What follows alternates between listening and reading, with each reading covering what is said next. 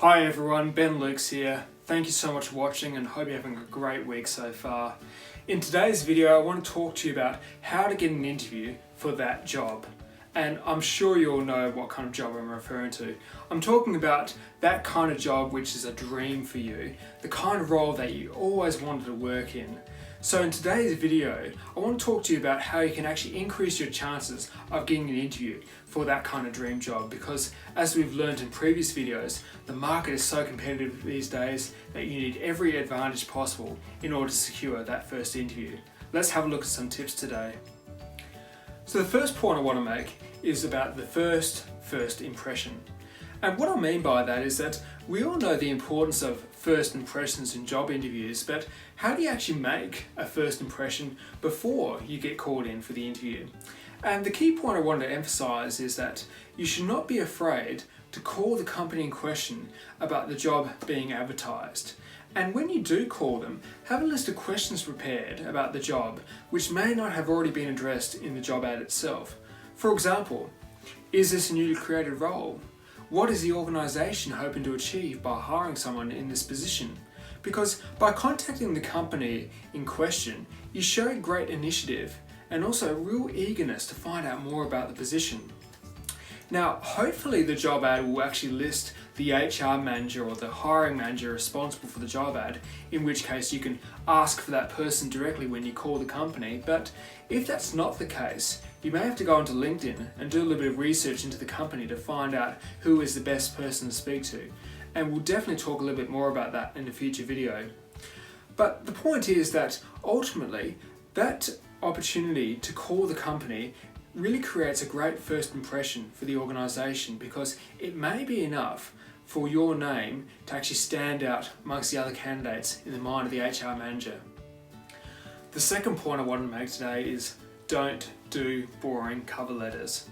And I'm saying this to you all from a position of experience, because I have been in the position where I've had to hire for various positions, and I can tell you right now, when you're trying to filter through dozens, if not hundreds, of applications for one single job, you really do get sick of reading cover letters which look exactly the same, in the sense that they have the same opening sentence along the lines of, "I wish to apply for this job."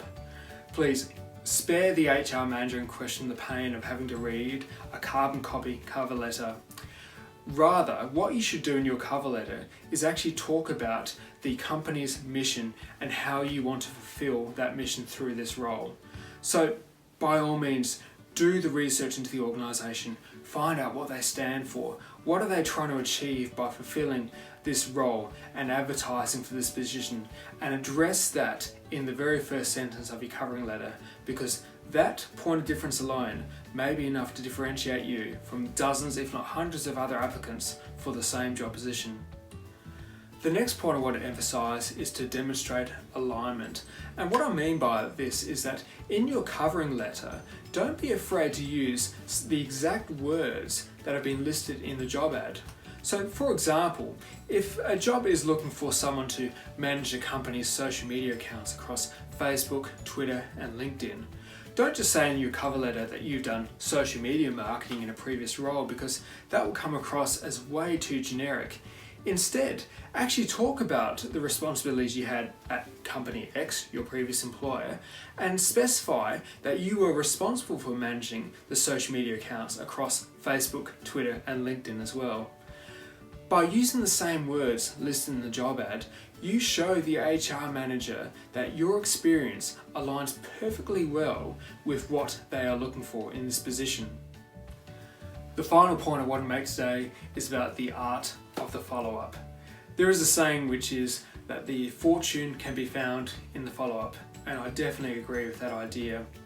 What I mean by this is, do not be afraid to contact the company again after you have submitted your job application to find out what the status is for the recruitment process. Now, of course, you don't want to hassle the company too much either and just be annoying to them. But as a general rule of thumb, my philosophy is that if you haven't heard back from a company about 1 week after submitting the job application, then I'd say it's fair game, and I think you have every right to contact the HR manager and find out more about the status update. Again, doing this follow-up actually shows your eagerness in getting the job with the company and how keen you are to work for that organisation.